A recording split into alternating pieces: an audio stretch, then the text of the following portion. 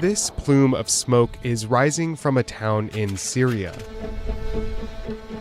A similar scene unfolded in another town about 100 kilometers away. These attacks were the result of Turkish airstrikes on October 9, 2019, when Turkey's invasion of northern Syria began. The long-planned Turkish military operation in northeast Syria has been launched. Turkey pushing ever deeper into Syria. At least 160,000 civilians are believed to have fled the fighting in the border area. Over the next several days, the Turkish military moved further into Syria and attacked several other towns. All of these attacks are concentrated here, on this strip of land in northeast Syria. It's part of an area that Turkey has been wanting to turn into a so-called safe zone for years. Ve orada bir güvenli bölge oluşturulması. Suriye'de bir güvenli bölge oluşturulması. Hedef burada bir terörden arındırılmış güvenli bölgedir. So what is this safe zone, and what purpose does it really serve for Turkey?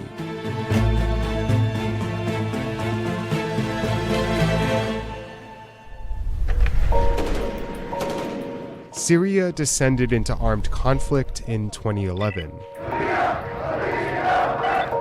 Protests broke out against the country's authoritarian government in major cities. When the government turned its attention to the uprisings and violently cracked down, it left a power vacuum in the north. That's where the jihadist militant group ISIS swept in starting in 2013. Significant portions of this region, which was home to Syria's largest ethnic minority group called the Kurds, were eventually conquered by ISIS. But Kurdish militias successfully fought back. So the US backed them with air support and on-the-ground training against ISIS. In 2015, Kurdish and non-Kurdish militias in the region banded together to form the Syrian Democratic Forces, or SDF, and started pushing ISIS back. This paved the way for the expansion of a Kurdish-led territory which was already being established here. By 2019, the SDF effectively broke the ISIS stronghold in the north. They set up prisons that held around 11,000 captive ISIS fighters, and housed tens of thousands of ISIS family members in displacement camps. US military bases also cropped up in this Kurdish-run area, and US troops began patrolling the Syrian-Turkish border.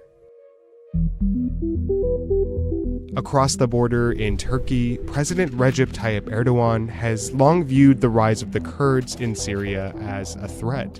That's because a Kurdish separatist group in Turkey called the PKK has fought the Turkish government for decades. The PKK has pushed for greater autonomy for Kurds living in Turkey, but the Turkish government has rejected their autonomy and fought back. The violent conflict between the two has left tens of thousands dead. Erdogan claims the PKK is aligned with Kurdish forces in Syria, and he sees their growing influence across the border as a risk. A Kurdish-governed territory in Syria could inspire Kurds in Turkey to import the same model back home. Türkiye olarak biz sınırlarımızda böyle bir gayrimeşru oluşumun asla türbünden izleyicisi olmayacağız. Erdogan has launched attacks on Kurds in Syria multiple times. The first came in 2016 when Turkish troops attacked here in the northwest to push back ISIS and block Kurdish expansion along the border. And in 2018, they attacked Syria again, this time in an attempt to wipe out the SDF. Turkey gained control over these areas, but by this time, it was facing problems within its borders.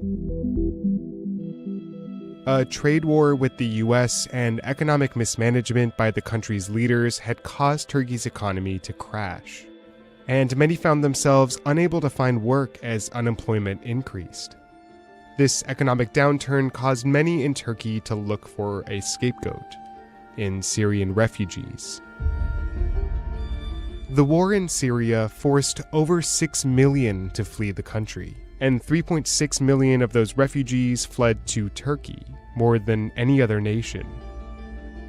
As Turkey's economy slumped, more and more Turks disapproved of President Erdogan and resented the influx of refugees.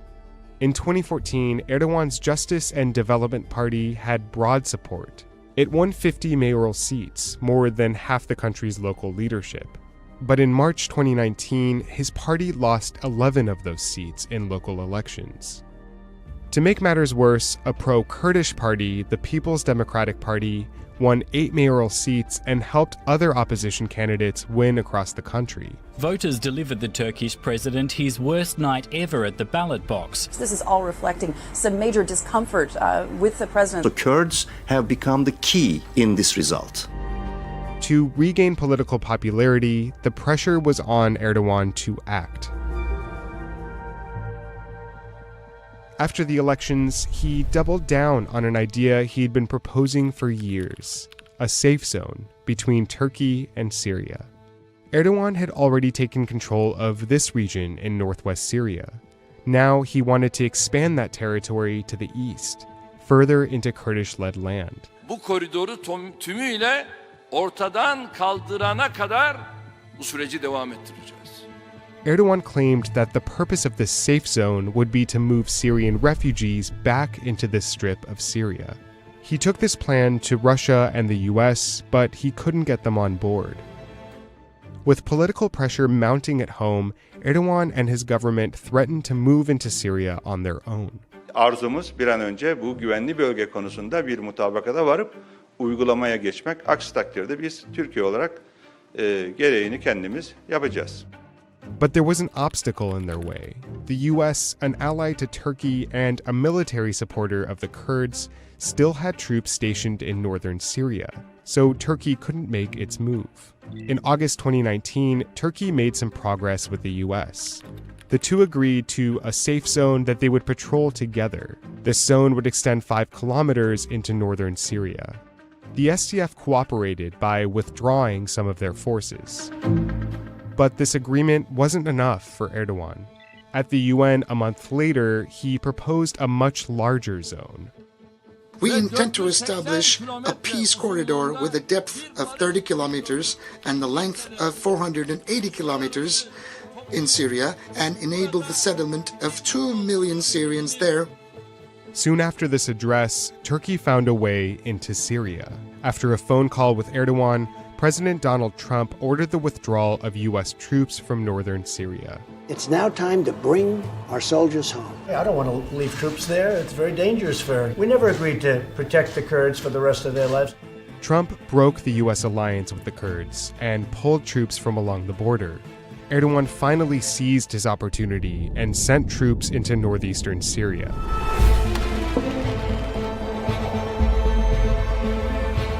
Turkey's invasion has been brutal and destabilizing. What's happening in Syria can only be described as chaos. Kurdish hospitals have been overwhelmed. Thousands are still on the move, trying to escape this violence. Families desperate to get out of here. Turkey is sending in Arab militias that would displace the Kurds from their homes.